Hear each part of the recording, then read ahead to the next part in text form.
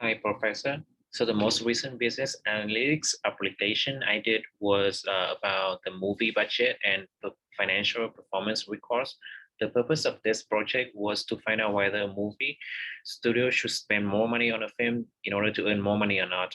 And I'm using Python to demonstrate this project. As any data set at the beginning, the first step is always exploring and cleaning the data. This data set has 53 and 91 rows and 6 columns, and it has no NaN and duplicated values. So the only thing that I had to do was the conversion of the data, that I had to remove all the data, all the dollar sign and commas in some numerical columns, so it's easier to work with the data set. You can see it right here. And next, I try to find out all the average of the columns in the data set. For example, like the production budget of the films, average worldwide gross revenue of the films right here.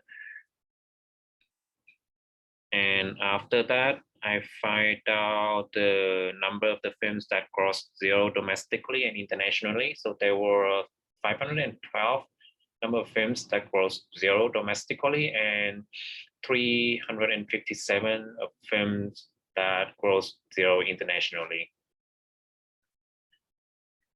And next, I found out that there were a total of 7 unreleased films at the time the data collection included in the data set, and there was 37.2% of the films did not recoup their production budget at the box office. So it means that right here that the film finance would be very risky if you want to jump in the business. And next, I use Seaborn to create the chart to find out when the movie industry exploded. So then I found, so as you can see in this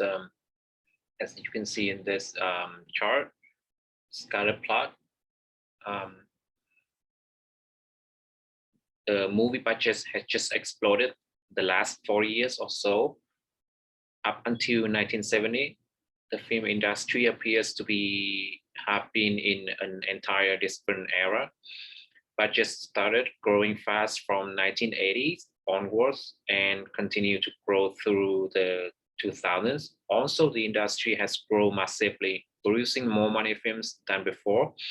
The number of the data point is so dense from 2000 that they are overlapping.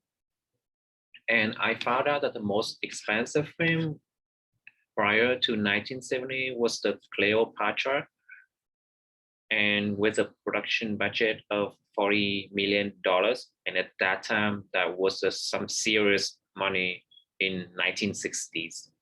And finally, I used regression plots to find out whether the company should spend more money on the film. So as you look at the chart right here, the regression, you can see that this means the higher our budget, the higher our estimated revenue. So if the budgets are all that matter to make lots of money, then the studio executives and the film financiers should try and produce the biggest film possible. Maybe that's exactly the reason why we've seen a massive increase in budgets over the past 30 years in the movie industry. So this is everything for my recent analytics. Thank you.